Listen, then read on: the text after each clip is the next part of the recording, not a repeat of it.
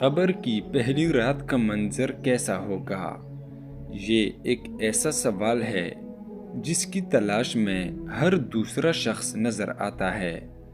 آج ہم اس سوال کا جواب آپ کے لیے اسلامی نقطۂ نظر سے لے کر حاضر ہوئے ہیں۔ اس کے علاوہ آپ کو یہ بھی بتائیں گے کہ آخر قبر انسان کو کیسے پکارتی ہے؟ کیا یہ پکار انسان کو سنائی دیتی ہے؟ قبر کی پکار۔ رسول اللہ صلی اللہ علیہ وسلم نے فرمایا، لوگوں، لذتوں کو ختم کرنے والی موت کو کثرت سے یاد کیا کرو۔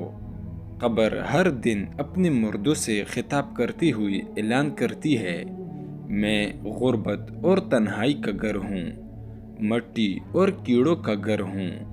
جب مومن کو دفن کیا جاتا ہے تو قبر اسے مرحبا کہتے ہوئے خوشخبری سناتی ہے کہ میری پشت پر چلنے والوں میں تو بڑا محبوب تھا، آج میں تیری ہو گئی اور تو میری طرف آ گیا، تو اب تو میرے احسان کو دیکھ لے گا۔ یہ کہہ کر قبر تا حد نگاہ کشادہ ہو جاتی ہے اور جنت کا دروازہ اس کے لیے کھول دیا جاتا ہے، جہاں سے اس کو جنت کی تازہ ہوا آتی ہے۔ حضرت ابو ہریرہ رضی اللہ عنہ کا بیان ہے کہ رسول اللہ صلی اللہ علیہ وسلم ایک جنازے میں شریک ہوئے، پھر فرمایا، میں بھی رسول اللہ صلی اللہ علیہ وسلم کے ہمراہ تھا۔ آپ صلی اللہ علیہ وسلم ایک قبر کے پاس بیٹھ گئے اور فرمایا، یہ قبر ہر دن بآواز بلند کہتی ہے، اے آدم کی اولاد، تو کیوں مجھے بھول گیا؟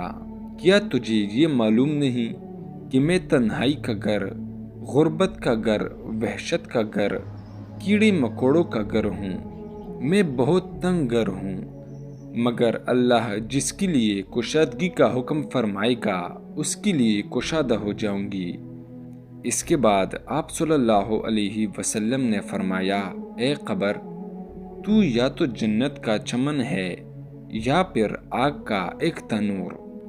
رحمت عالم صلی اللہ علیہ وسلم نے فرمایا، مردہ جب قبر میں رکھا جاتا ہے تو قبر اس کو کہتی ہے، اے ابن آدم، تو ہلاک ہو، تجھے کس چیز نے مجھ سے دھوکے میں رکھا؟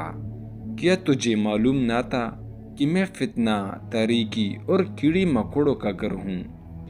تجھے کس چیز نے مجھ سے بہکا کر نڈر کر دیا اور تو میری پشت پر خوب اکڑ کر چلتا تھا؟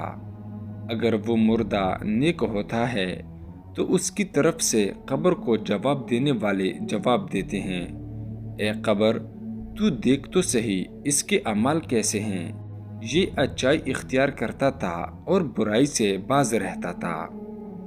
یہ سن کر قبر کہتی ہے، بے شک یہ نیک تھا، اب میں اس کے لیے سرسبز ہو جاتی ہوں۔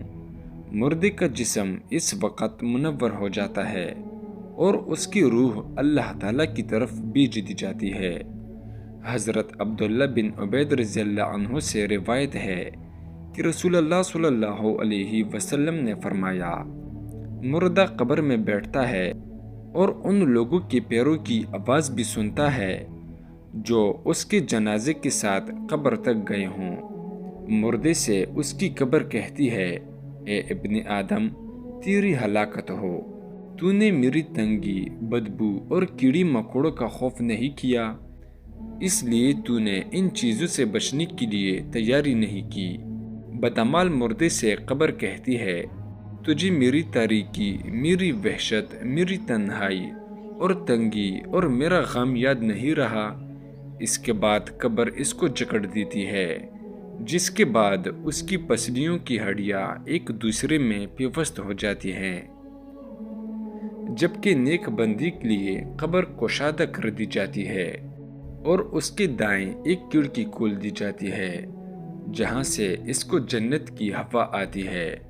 اللہ پاک ہم سب کو قبر کی عذاب سے بچائے اور ہم کو نیک عمل کرنے کی توفیق عطا فرمائے۔